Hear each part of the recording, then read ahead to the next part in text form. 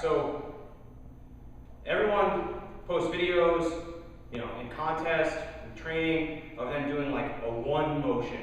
And everyone is just awful at it. It's basically just them like recklessly humming the log into their bodies and then like doing one of these guys to lock out.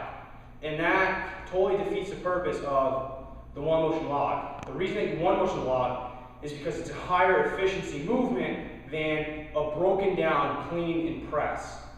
All right, so I happen to be very good at them, so I'm going to teach you guys how I do it, so that maybe you guys can use it going forward and use it, you know, the way it's supposed to be used, rather than like, you know, bragging about how much you one motion, even though you don't get any extra points for one motioning it. All right, so this is how we start.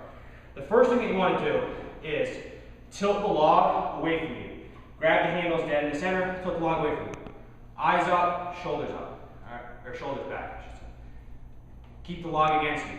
You're going to pick the log slowly, okay? You're only doing this to set the position for when you go to your lap. So you don't want to just yank on it and rip it up, because then the log is all over the place. You can't maintain that tilt on the log, all right? So you have to pick it up fairly slowly and deliberately, all right? Up here and sit. So you can see as I sit, my elbows come forward and I'm actually digging my forearms into the log. The log is tilted forward, all right? So you're at this point with the log sitting on your lap, all right? A trick I found is right when you think that you should throw your hips and come back through, you need to sit just a little bit deeper. I find most people don't sit deep enough and they're not able to get like full hip extension into the log, and that it kind of limits them. I've also found that by sitting a little deeper, it gets the log higher up on your chest, so that when you come out of the bottom, the log is here, instead of when you tap your lap, the log is here. When it's here, people get stuck like this, and their elbows are kind of choked into their sides. When you're like this, your elbows are up nice and high, throw the hips under and through. All right, so you'll see, I'm actually gonna roll this sideways so you can see me holding it that way.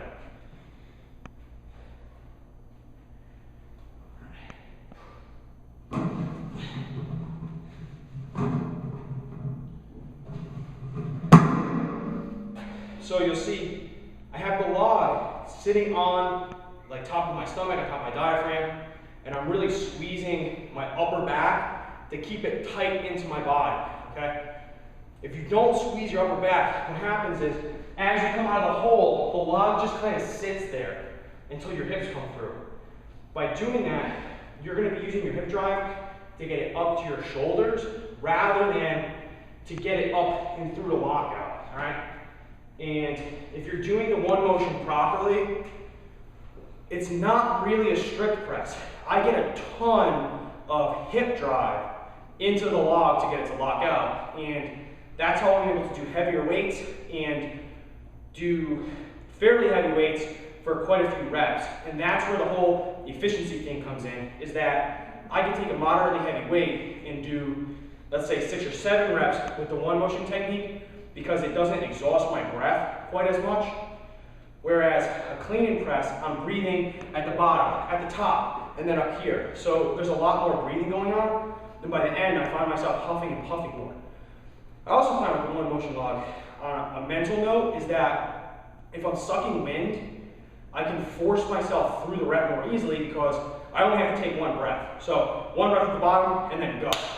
And I don't have to have this conversation with myself at the top where the log is here and I'm like, oh man, I'm exhausted. And then I'm trying to breathe while I'm trying to balance the log on my chest. You know, people start blacking out at that point, all right? One of the things that I found is a really good gauge of how clean your one motion technique is if you actually were to slow this down and watch, the log is going to be almost in a straight line, okay?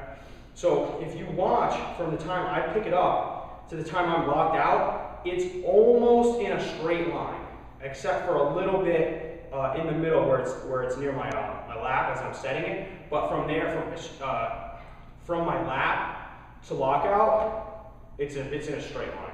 All right, and I'm just merely moving my body around it. All right. So again, just so you can see.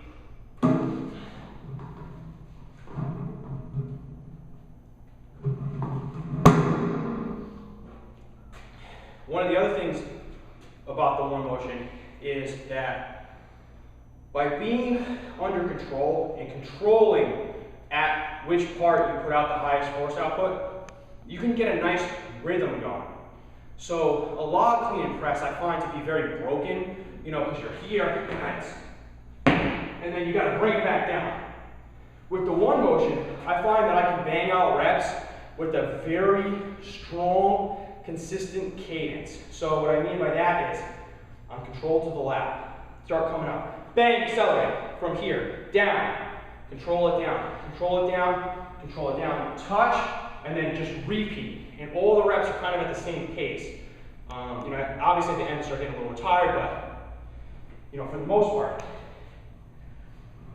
So, as you can see, I don't really change the pace much.